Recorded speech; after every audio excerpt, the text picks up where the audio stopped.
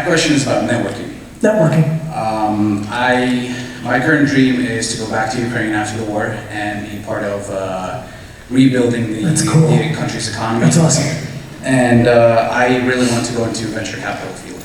Okay. I currently do not have any real network in America because I came back to America after the war began, and I'm trying to expand my network at the moment. Makes sense. And I've been trying to do cold calling, emailing, LinkedIn messages, but I haven't been really getting a lot of replies. I was wondering if you have any advice to welcome you. I have huge advice. So the issue with cold calling and cold emailing and LinkedIn is, and by the way, I'm a fan of it, but the problem is you're asking,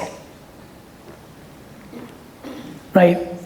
This is a very simple game out here. It's a game of someone asks, and then there's the other person on the other side of it. And the other person on the other side of it, depending on how often they get asked, and depending on how they see the world, the likelihood of them reciprocating is quite low.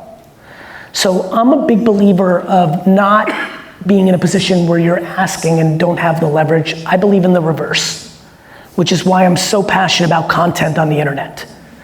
You want to be a venture capitalist. Okay, I understand theoretically why, but the question is, do you have anything to provide in value, right?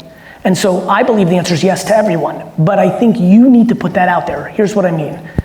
If I'm you, I'm putting out content on LinkedIn about your point of view on how to invest in startups, what you see in startups, what you see in small businesses. I would do history work and look at the 2, 3, 4, 5 most recent examples of countries that are in post-war environments and how that ecosystem was built to build it back up, right? What happened in the former Yugoslavia after what happened in the mid-90s, and make content around your pattern recognition that you saw what happened in Serbia and Croatia post-war and how that worked over a 25-year window and how you see that playing out in the Ukraine. I promise you that if you had a thoughtful strategy like I just articulated to you, like I just talked about the former Yugoslavia, that you would catch people's attention if you posted 20, 30, 40, 50 times. Not to mention, you'd have something to put in your email when you're cold calling, right? And you're cold emailing. So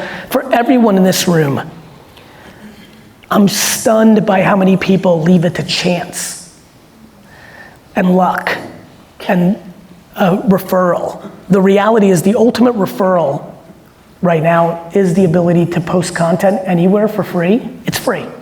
LinkedIn doesn't charge you to post and get people to see it. So if I'm you, I go heavy on the attack. And don't be scared, because the issue is everyone thinks they have to be an expert. You just have to be an enthusiast. Let me say this slow, because this is huge. Most of you are not posting about something like this that you want because you realize internally you're not educated or you don't have strength in it. That's irrelevant. Meaning it'd be wonderful if you did. It's definitely good, but if you have the humility to communicate from a point of view of enthusiasm or subjective point of view or hypothesis, we've just taken so many words out. Everyone thinks they have to be an expert or a guru. That's silly. As a matter, when I started my business journey, it was, these are the things I felt naturally. Are they right? And over time that built. And so you can go with like, look, here's my truth. I'm from this place, here's what I sense. And by the way, a lot of people will value that from being from that part of the world. There are tons of American businessmen and women who know that they don't have the context of the area, but might see the opportunity and may need a liaison or a decoder or a translator. So you don't have to act or fake the funk. You just need to tell your truth of what you see and what you know about your people. And I think you need to post that. Otherwise, you're reaching out to people that get, do you know how many cold emails I get a day? I have 3 full-time employees just to delete them. And I'm weird and answer some of them.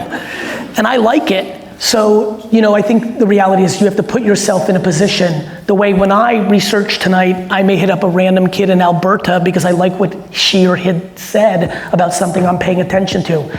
Put yourself in a position for them to come to you instead of asking them.